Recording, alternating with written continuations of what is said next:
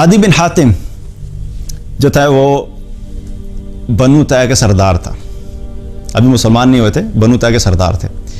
जब फतुहात का सिलसिला चल रहा था, इस्लाम फैल रहा था नबी सल्लल्लाहु अलैहि वसल्लम के दौर में, तो करते करते क्या हुआ कि बनु तैय जो था उसको भी फ़तह कर लिया गया। जब उसको फ़तह किया गया तो ये जो था इसने क्या किया कि ये वहाँ से निकला और सीधा जाके रोमियों के पास चला गया, वहाँ पे पनाह हासिल कर ली अपने आप को बचाने के लिए। अच्छा, रोमियों के पास जब गए तो ये ज़ाहिर है जो इंसान अरब में रहा, मदीना में रहा, वहाँ का कल्चर, वहाँ की सरदारी, वो सब छोड़ के अब बिल्कुल अकेले रोमियों के पास पहुँचे हुए हैं, तो ज़्यादा अरसा वहाँ पे रह नहीं सके, उन्हें रास नहीं आया। अल्टीमेटली डिसाइड ये किया कि मैं वापस जाऊँगा और जाकर मोहम्मद सल्लल्लाहु अलैहि वसल्लम के पास जाके देखूँगा और ये देखूँगा कि अगर वो झूठ बोलते हैं तो उनका झूठ मुझे कोई नुकसान नहीं पहुँचाएगा, और अगर वो सच बोलते हैं तब भी पता लग जाएगा। बहरहाल फैसला किया कि वापस जाता हूँ मैं मदीना।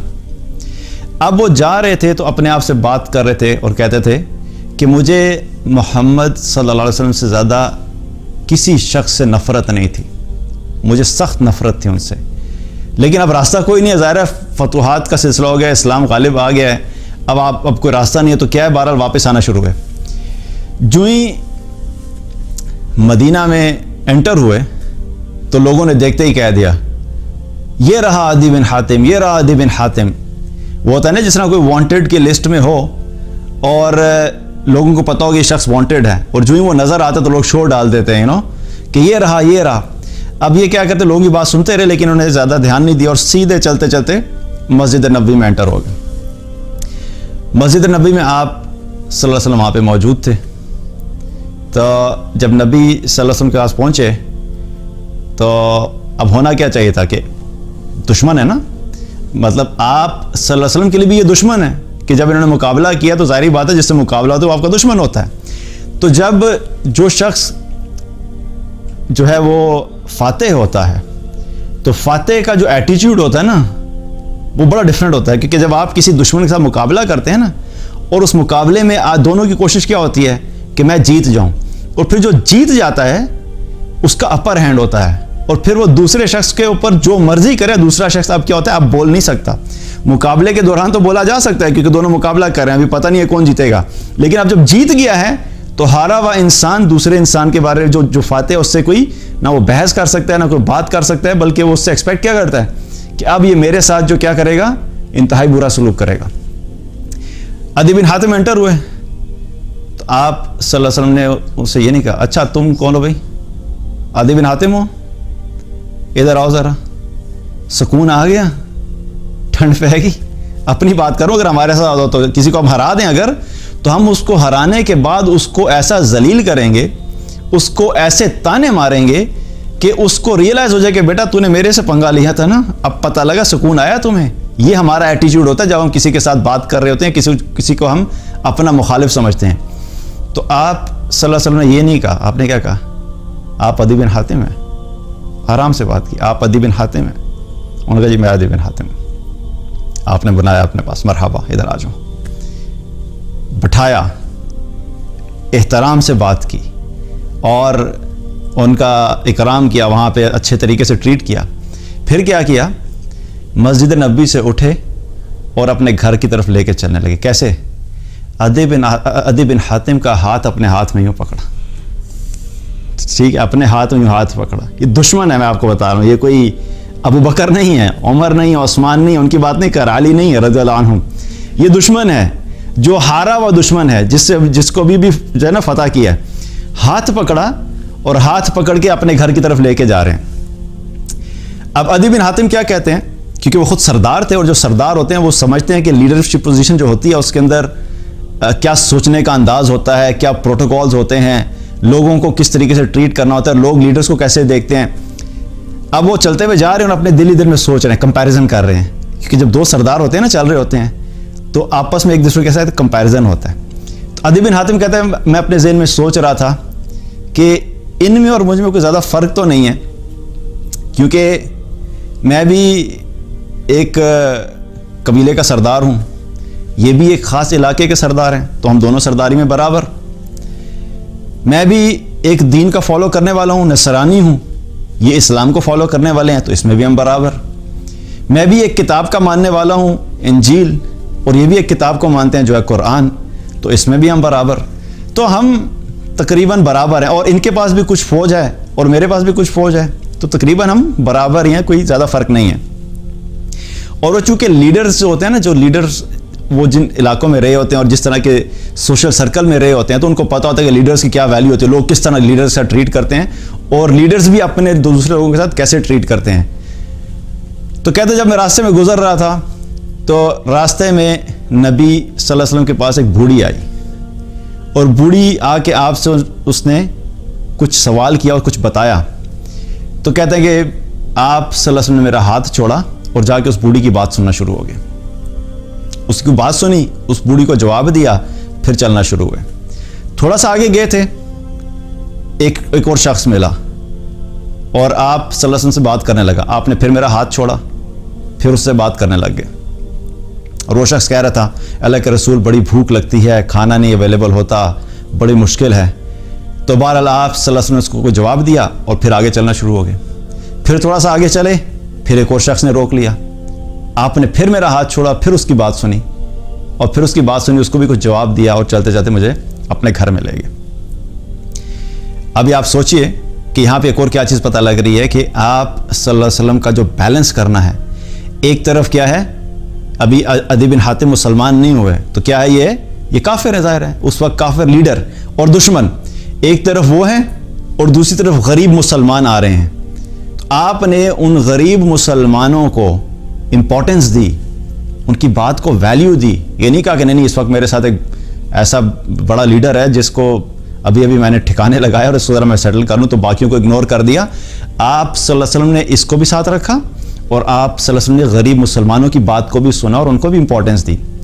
بہرحال گھر لے گئے، جب گھر لے کے پہنچے تو آگے آپ صلی اللہ علیہ وسلم کا گھر دیکھ کے وہ حیران رہ گئے کہ بالکل کچھ بھی نہیں ہے، صرف ایک گدھا پڑا ہوا ہے۔ اور آپ صلی اللہ علیہ وسلم نے عدی بن حاتم سے کہا کہ آؤ اس پہ بیٹھو، ایک ہی گدھا ہے، دشمن کو کہہ رہے ہیں کہ آؤ اس پہ تم بیٹھو، تو یہ کہنے لگے نہیں آپ اسی پہ بیٹھیں، یہ آپ کا گدھا ہے۔ تو آپ نے کہا نہیں تم اس پہ بیٹھو، اور آپ صلی اللہ علیہ وسلم نے اس کو گدھے پہ بٹھایا، اپنے گدھے پہ بٹھایا۔ کس کو بٹھا رہے ہیں؟ دشمن، یہ دشمن ہے۔ تو بہرحال ہوا یہ کہ پھر ڈسکشن شروع ہوئی، آپ صلی اللہ علیہ وسلم نے کچھ سوال کیے، ان سے پوچھا، اور وہ ایک پھر لمبی بات ہے آگے، لیکن الٹیمیٹلی کیا ہوا کہ اس ساری ڈسکشن کے بعد کیا ہوا کہ عدی بن حاتم جو تھے وہ مسلمان ہو گئے۔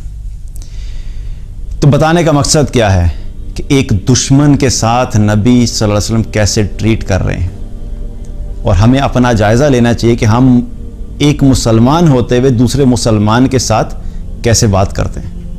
معاملہ تو دور کی بات، ہمیں صرف اپنی بات کرنے کے انداز کا ہی جائزہ لے لینا چاہیے کہ ہم جب کسی دوسرے مسلمان بھائی سے کوئی مسئلہ ہو جاتا ہے، خاص طور پہ جو ہے میں یہ بات اس لیے کہہ رہا ہوں کہ جو میں پھر وہی بات رپیٹ کروں گا، جن کو دین کی فہم نہیں ہے، اگر وہ یہ باتیں کریں، بد اخلاقی کریں، بدتمیزی کریں، مسلمانوں کے عیبوں کو اٹھائیں، ان کو اچھالیں اور اس کو ایڈورٹائز کریں اور وہ سب حرکتیں کریں، تو بندے کو پھر بھی سمجھ آتی ہے کہ یار اس کو قرآن کا نہیں پتہ، اس کو حدیث کا نہیں پتہ، اس کو آپ صلی اللہ علیہ وسلم کی سیرت کا نہیں پتہ، اس کو نبی صلی اللہ علیہ وسلم کے اخلاق کا نہیں پتہ، ہمارے دین کی جو کور تعلیمات ہیں اس کو علم نہیں ہے، تو یہ سوچ ایسے کر رہے ہیں۔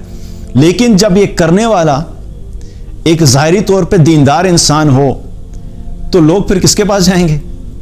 لوگ تو دین سیکھنے کے لیے کسی ایسے شخص کے پاس آتے ہیں نا جس کو وہ دیندار سمجھتے ہیں، اور اگر جس کو وہ دیندار سمجھ رہے ہیں وہی ممبر پر بیٹھ کے یا یوٹیوب پہ اپنے سوشل میڈیا پہ بیٹھ کے اپنے چینل کے اوپر لوگوں کو نفرت پھیلانا شروع کر دے اور وہ مسلمان کو مسلمان کے خلاف کرے، اور اس حدیث جو میں نے آپ کے سامنے ذکر کی جو صحیح مسلم کی حدیث ہے کہ اللہ کے رسول صلی اللہ علیہ وسلم نے واضح طور پہ کیا فرمایا، وَلَا تُنَفِّرُوا، کہ ایک نفرت مت پھیلاؤ، نہ نفرت کرو نہ نفرت پھیلاؤ، یہ مسلمانوں کو بتایا جا رہا ہے۔ تو ایک طرف تو ہم کریں بڑے بڑے دعوے کہ ہم اسلام کے بڑے جو ہے وہ پہنچے ہوئے شخص ہیں اور میں اسلام کی بڑی سمجھ رکھتا ہوں اور ظاہری حلیہ بھی کیا ایک مسلمان کا ہے کرتا بھی پہنا ہوا ہے, شلوار بھی ٹخنے سے اوپر ہے, داڑھی بھی لمبی ہے, سر پہ ٹوپی ہے یا امامہ ہے.